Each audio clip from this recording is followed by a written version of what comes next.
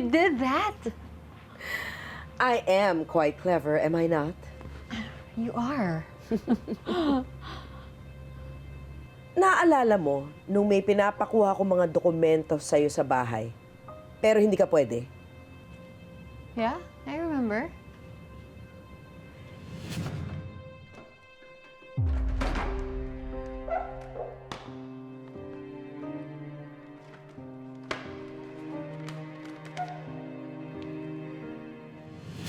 Don't do this. Pinalayas na ako ni Robert dito sa bahay ko.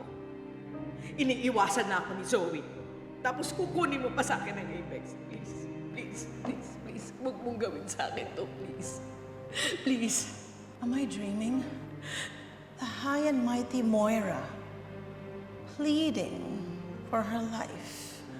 Alam mo, dahil ginagawa mo to, mas lalong gustong-gusto kong bawiin sa yung Apex! No! Yes! Lumayas ka na! Get out! Alis! Get out!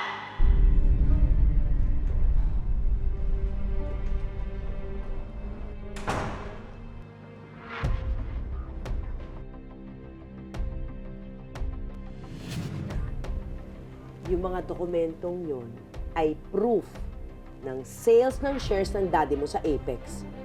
Mabuti na lang nakuha ko yun bago pa kami magpang-abot ng tita Giselle mo sa bahay. Ikaw talaga, Mommy. You really enjoy surprising people. Hindi mo pa sinabi sa akin? Ako naman to nagmamakaawa kay Lolo para hindi ka palayasin. Everything is a drama. A fantastic lie na kailangan paniwalaan nilang lahat. Yung pagmamakaawa ko, yung mamamatay ako kapag nawala sa akin ng Apex. Ah! It was all an act.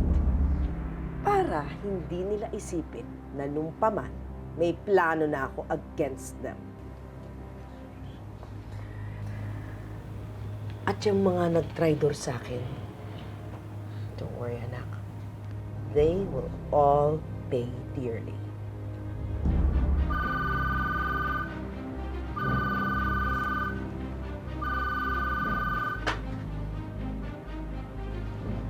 Hola, Giselle. Sure. Be my guest. See ya. Bye-bye.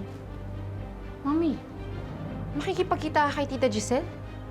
Yes, and I have to prepare. Excuse me.